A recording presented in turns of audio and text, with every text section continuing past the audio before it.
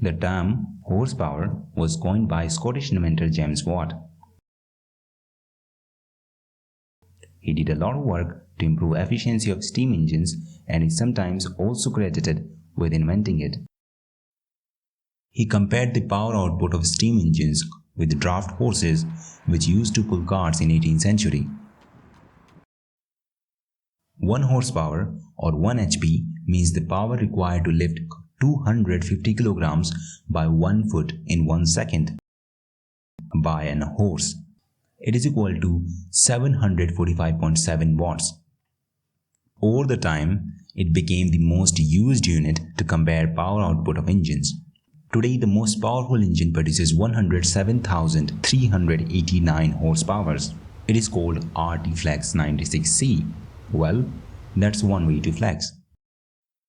But what if modern vehicles were also powered by the draft horses of 18th century?